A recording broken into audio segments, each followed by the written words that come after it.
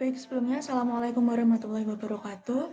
Kami dari kelompok 1 akan mempresentasikan terkait dengan tugas topik 2, ruang kolaborasi, yaitu analisis SWOT, pengintegrasian teknologi dan juga media dalam pembelajaran.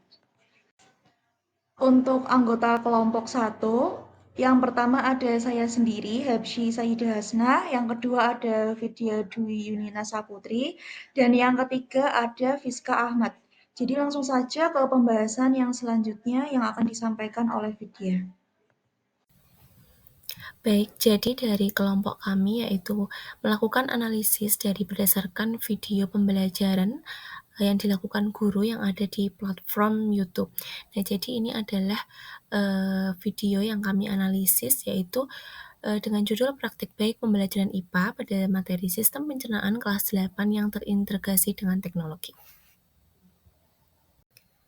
Selanjutnya yaitu ada tabel checklist dari acuan kualitas analisis. Jadi kami menganalisis menggunakan bantuan tabel berikut ini. Jadi ada beberapa aspek. Yang pertama yaitu jenis teknologi yang digunakan, itu tersedia, kemudian ketersediaan jenis multimedia yang digunakan, kemudian terdapat kekuatan atau keunggulan teknologi dan juga multimedia yang digunakan, ada juga kelemahan dan juga kekurangan teknologi dan multimedia yang digunakan.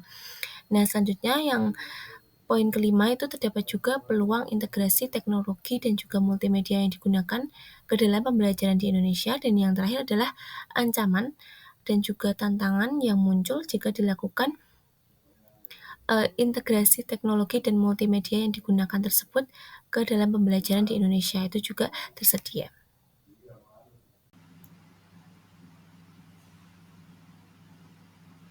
Oke, dari video yang kelompok kami amati atau kelompok kami analisis, yaitu terdapat SWOT analisis. Yang pertama itu strengths atau kekuatan. Kekuatannya yaitu adalah interaktif dan menarik.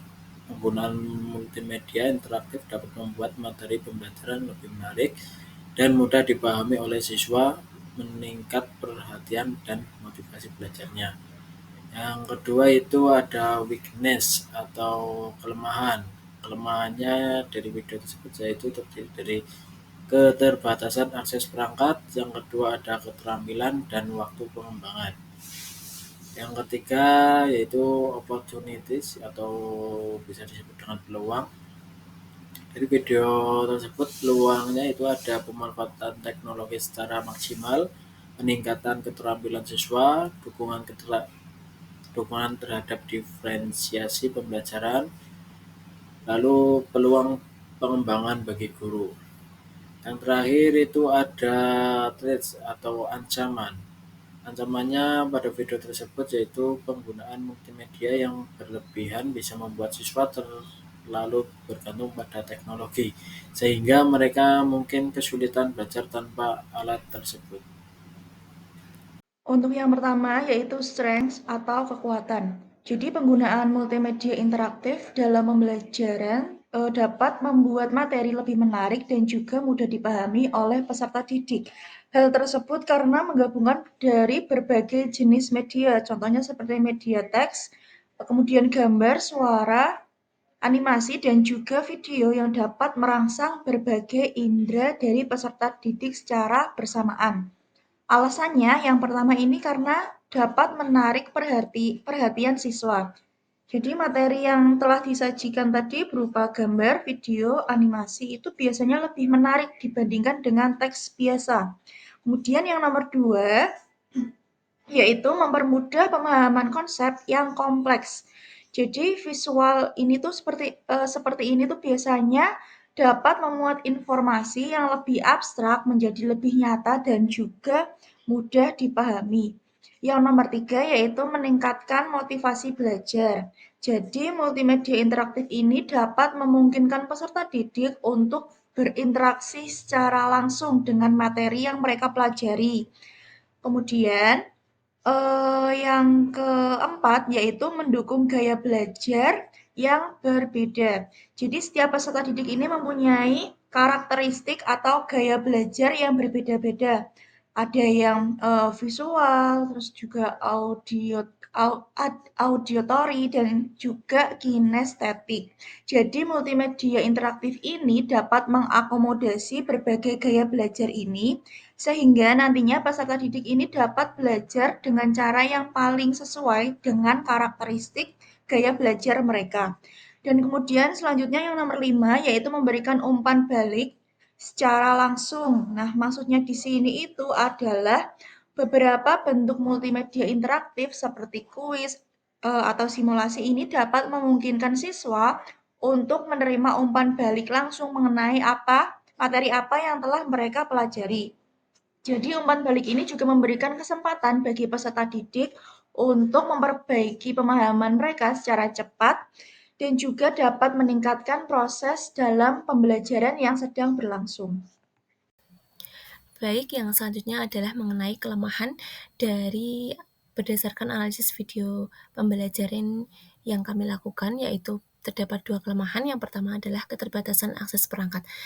Jadi pada video pembelajaran tersebut menggunakan aplikasi interaktif pada materi sistem pencernaan, kemudian dalam penerapannya itu menggunakan laptop di kelas. Jadi apabila aplikasi interaktif ini tidak dapat diakses jika peserta didik tidak memiliki perangkat yang memadai, sehingga akan menghambat mereka dalam mengakses materi dan juga video pembelajaran. Kemudian yang kedua adalah keterampilan dan waktu pengembangan. Jadi aplikasi itu kan membutuhkan pengembangan dan juga sehingga memerlukan waktu dan keterampilan teknis yang lebih untuk guru, di mana hal tersebut akan menjadi tantangan bagi guru yang belum terbiasa menggunakan teknologi dalam pembelajaran. Oke, saya akan melanjutkan presentasi dari rekan saya. Saya akan melanjutkan opportunity atau peluang. Di sini analisis dari kelompok kami yaitu ada 4 peluang, yaitu diantaranya pemanfaatan teknologi secara maksimal, peningkatan keterampilan siswa, dukungan terhadap diferensi pembelajaran, lalu yang keempat peluang pengembangan bagi guru. Yang pertama, pemanfaatan teknologi secara maksimal, yaitu teknologi membuat pembelajaran lebih interaktif melalui video edukatif, simulasi, dan AR atau VR. Lalu siswa dapat mengakses berbagai sumber belajar digital dan belajar secara fleksibel sesuai dengan kecepatan mereka.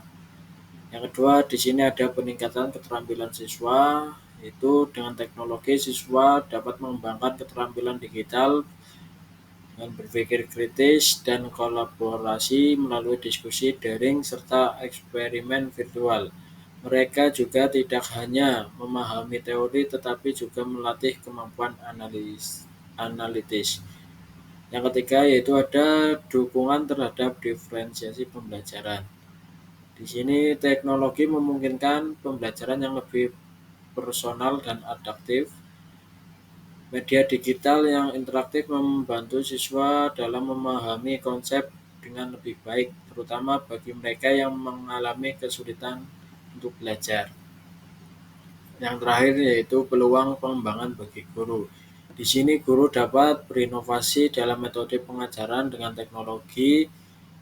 Selain itu juga mereka bisa berjejaring dengan pendidik lain untuk berbagi pengalaman dan strategi dalam pembelajaran. Selanjutnya yaitu mengenai threat atau ancaman. Nah, jadi dari analisis video tersebut menggunakan aplikasi interaktif, sehingga penggunaan multimedia yang berlebihan dalam pembelajaran memang dapat menyebabkan siswa terlalu bergantung pada teknologi.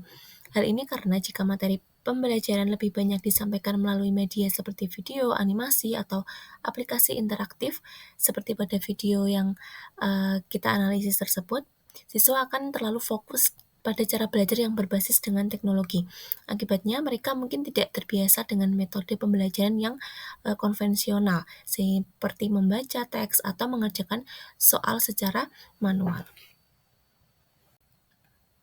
Baik, sekian pemaparan hasil diskusi kami mengenai analisis SWOT video kegiatan pembelajaran yang ada di platform YouTube. Kurang lebihnya mohon maaf. Kami akhiri. Wassalamualaikum warahmatullahi wabarakatuh.